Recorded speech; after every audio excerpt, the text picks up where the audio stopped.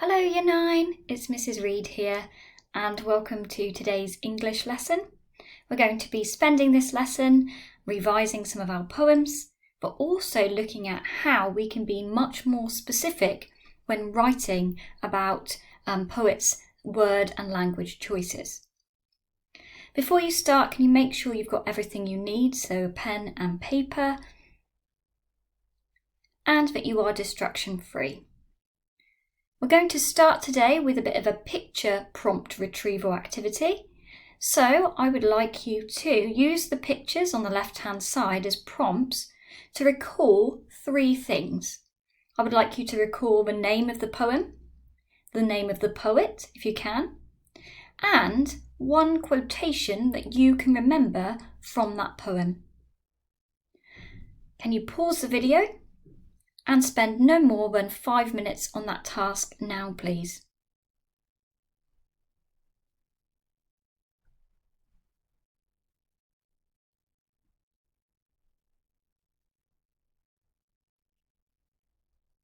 Okay, hopefully you've managed to get something down for each of the 4 poems. You can see in my example there, for the top one I'd chosen War Photographer, and our poet there was Carol Ann Duffy. Now, for the quotation, I might have chosen several different ones, so that one's a bit trickier to check. The one I could recall very easily, though, was that 100 Agonies in Black and White. You might have gone for Spools of Suffering set out in ordered rows, or In his dark room, he is finally alone. Okay, let's check the others and see how you did. Okay. Picture 2, that was supposed to prompt you towards the poem Kamikaze. That was written by the poet Beatrice Garland. Again, you might have had several different quotations. I'd chosen A One-Way Journey into History. You might have gone for A Head Full of Powerful Incantations, or A Shaven Head, full of powerful incantations. Picture 3 was prompting you towards the poem Remains by Simon Armitage. Here I've chosen the quotation Probably armed, possibly not, but you might have chosen any other number of quotes from the poem, perhaps that final line, His bloody life in my bloody hands. And finally, picture 4 was prompting you towards Bayonet Charge by the poet Ted Hughes. I've chosen the final line, His terror's touchy dynamite, but you might also have gone for any other number of quotations. Perhaps he lugged his rifle numb as a smashed arm. Okay, check and correct your answers, please, and then we're ready to move on.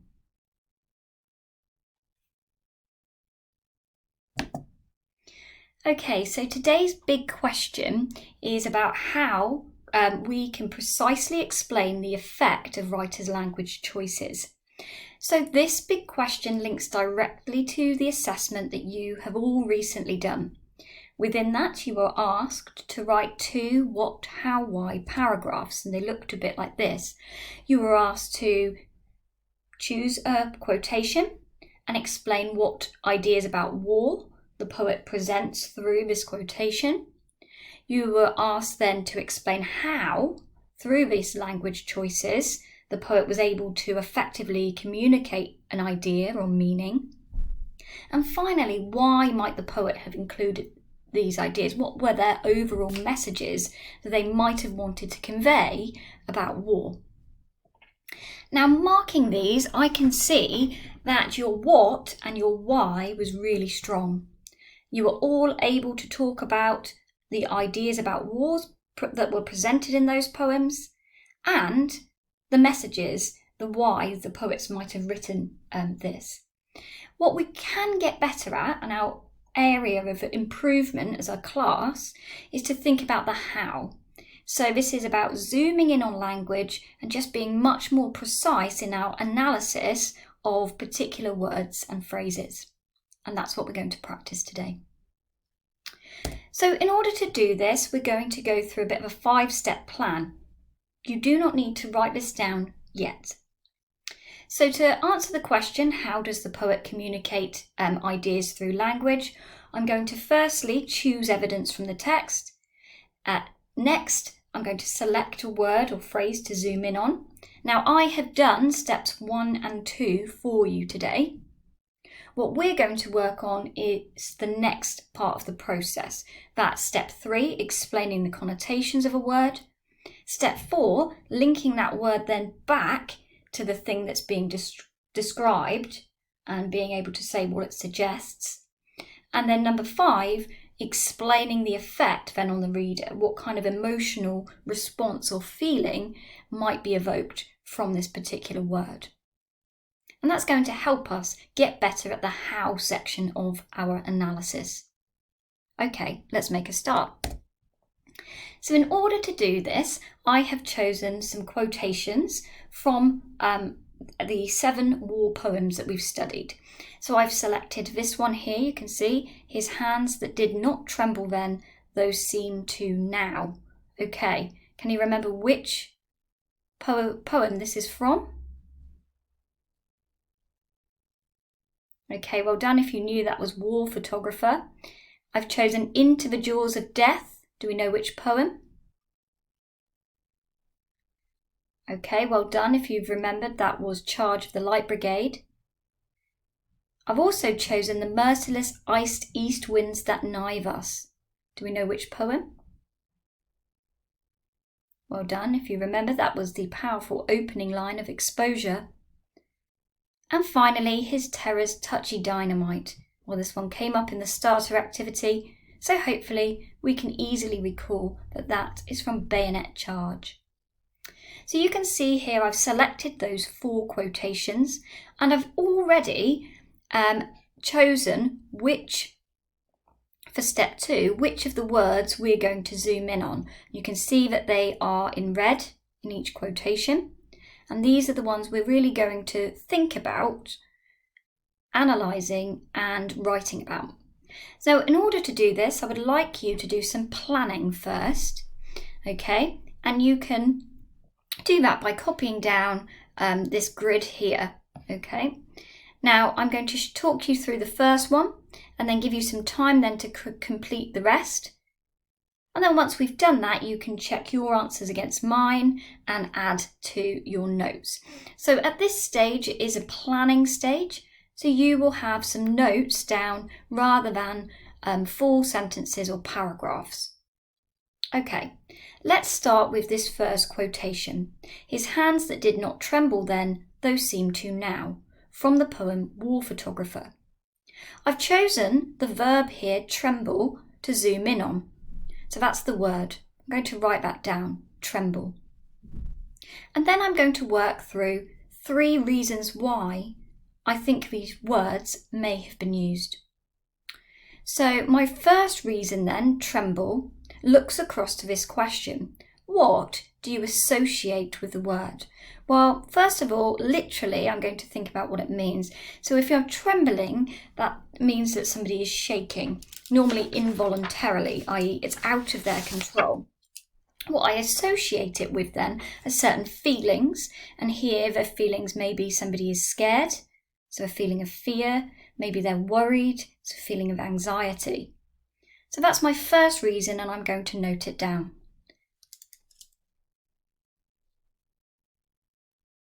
Okay, you might also want to write that down at the same time as me here.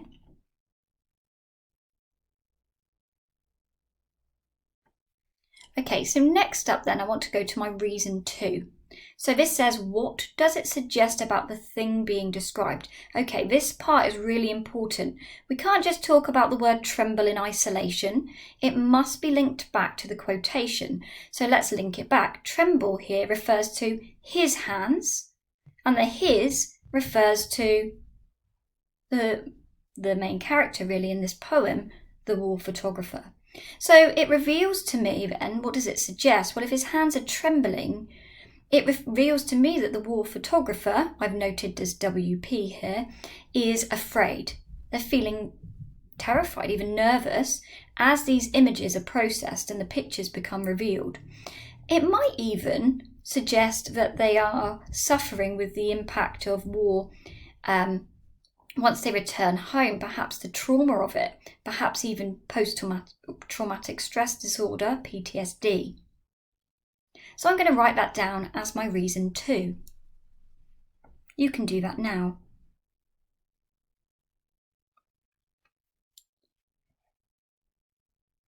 And then finally, I'm going to come to my reason 3. Well, this is an important question too.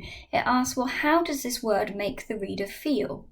Now, rather than just naming a feeling like sympathy or sadness, shock, for example, I need to again say how it makes you feel about the thing that's being described. So in this case, the war photographer. What am I meant to feel about them if they are scared and trembling when they return home and look at the work that they have created, these photos of war? So I'm going to say here that I think in this poem, the word tremble creates some empathy for the war photographer. And by that I mean that I can begin to imagine just how difficult and conflicting this job must be. And it makes me empathise with the war photographer because I can see and imagine how they might be affected or impacted by the horror that they witness as part of their job. Okay, can you make a note of that as well, please?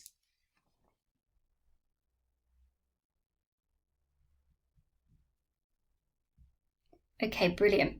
So you can see here that I'm thinking carefully about my quotation, which poem it comes from, thinking about one particular word, and then making notes, using those questions to come up with 3 reasons why I think this word has been used. So what I would like you to do is pause the video here and complete the rest of the grid in the same way. Use the questions on the left to guide you. Come up with 3 reasons for each of the words in the grid. Pause the video and allow yourself around 10 minutes to complete this task. Off you go.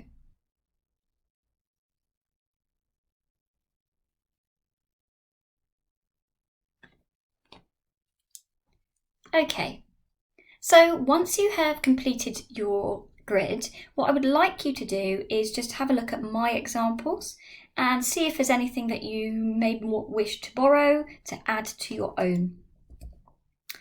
Okay, so looking at quotation 2, that was into the jaws of death, this one referring to the charge of the Light Brigade. My reason number 1, I associated the jaws with the mouth.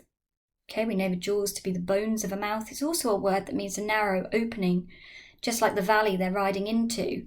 It has connotations to me. 1, they're riding into the jaws of death, so it's highly dangerous.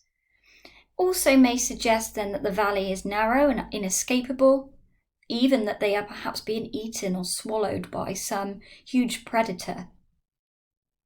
And finally, I think for me that the effect on the reader is creating that sense of sadness, that the loss of life here is going to be inevitable, and it means that the mission to charge in this way is futile, pointless, because many of the soldiers will die. Quotation 4, the merciless east winds that knive us.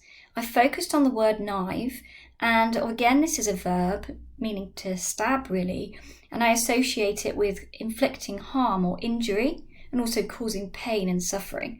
So you can see in my reasons for step 1 I've got lots that I could talk about. Reason 2, what does it link to? Well, this is about the effects of the extreme weather, in this case the cold, causing those soldiers unimaginable suffering. And reason 3, well, the effect on the reader, well, this might make us shocked, even surprised, that the threat to their lives comes from the harsh weather conditions rather than that of the enemy. Okay, and number 4, his terror's touchy dynamite.